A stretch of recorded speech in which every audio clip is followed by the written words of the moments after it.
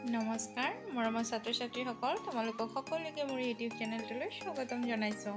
আজি মই তোমালোকক পঢ়াব গৈ আছোঁ পাঠ 11।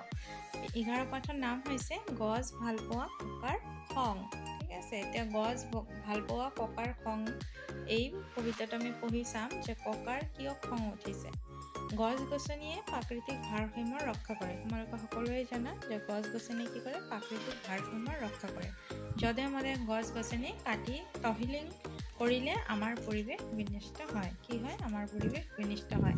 গছ-গছনি অবিহনে পৃথিৱীত মানুহ নাই বন্য প্ৰাণী জীয়াই থকা অসম্ভৱ। গছ-গছনি অবিহনে পৃথিৱীত কি হয়? পৃথিৱীত মানুহ নাইবা কাৰণ গছ নাথাকিলে কিন্তু আমিও জীয়াই থাকিব নোৱাৰিম।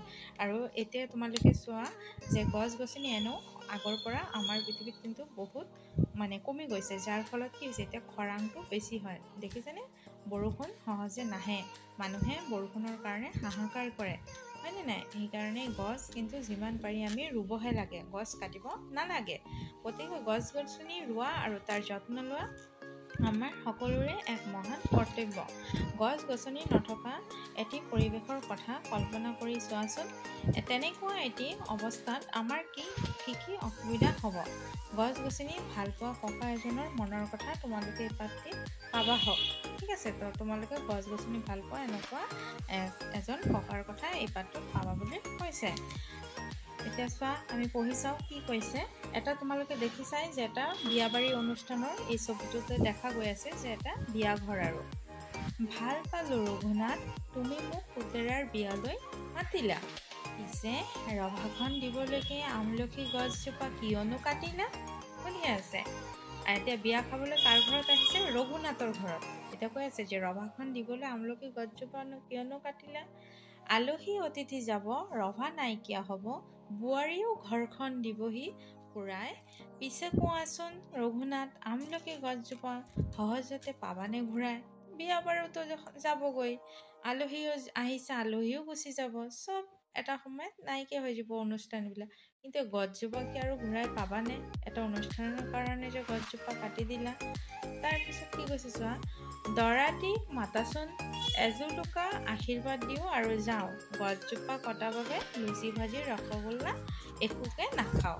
এতিয়া কৈ আছে যে দৰাটোক মাতা, আশীৰ্বাদ দিওঁ, আৰু তোমালোকে চোৱা এই ছবিতে দিয়ে দিছে যে গছজোপা কাটি তাৰ ওপৰতে ৰভাখন ৰাখিছে। দেখিছেনে নাই?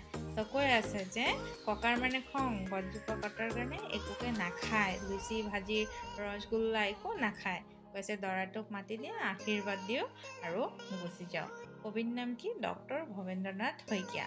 তো ককাৰ যে গছৰ প্ৰতি যিটো প্ৰেম, সেই বস্তুটোৱে আমি এই কবিতাৰ মাধ্যমে দেখিবলৈ পাইছোঁ। ঠিক আছে ছাত্ৰ-ছাত্ৰীসকল, আৰু প্ৰশ্ন উত্তৰখিনি মই তোমালোকক দি দিম। তোমালোকে খুব ধুনীয়াকৈ প্ৰশ্ন উত্তৰখিনি লিখি ল'বা। আৰু আমি অলপ কবিৰ সম্বন্ধ জানো কি দিছে। ডক্টৰ ভৱেন্দ্ৰনাথ শইকীয়া 1932 চনৰ পৰা 2003 1932 চনত তেখেতৰ জন্ম হৈছিল, 2003 তেখেতৰ মৃত্যু হৈছিল। ঠিক আছে, তেখেতৰ জন্ম ক'ত? নগাঁৱত।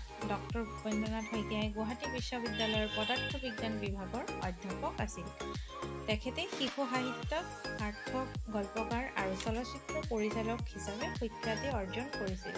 শান্তশিষ্ট হৃষ্টপুষ্ট মহাদুষ্ট তেখেতৰ এখন বিখ্যাত অনাতাঁৰ শিশু নাট। ঠিক আছে, শিশু কল্যাণৰ বাবে আৰোহণ নামৰ অনুষ্ঠানটি তেখেতৰ সপোনৰ বাস্তৱ ৰূপায়ণ। তো এই বস্তু তোমাৰ এই শান্তশিষ্ট হৃষ্টপুষ্ট মহাদুষ্ট এই বিখ্যাত অনাতাঁৰ শিশুটি এই নাটটো কোনে লিখিছিল? ডক্টৰ ভৱেন্দ্ৰনাথ শইকীয়া। তো তোমালোকক মই বাকী প্ৰশ্নৰ উত্তৰখিনি তোমালোকক মই ধুনীয়াকৈ দি দিম।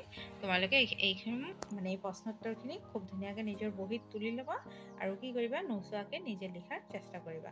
ঠিক আছে ছাত্ৰ-ছাত্ৰীসকল, আৰু যদি ভিডিঅ'সমূহ চাই তোমালোকৰ ভাল লাগে, অন্ততঃ যোৱাৰ সময়ত এটা লাইক কৰি যাবা। লাইক কৰিলে খুব ভাল লাগে। আৰু যদি কিবা অসুবিধা থাকে এইটো কমেণ্ট ছেকশ্যনত জনাই দিবা, মই তোমালোকক ঠিক আছে, সকলোৱে ভালে থাকিবা। থেংক ইউ সকলোকে।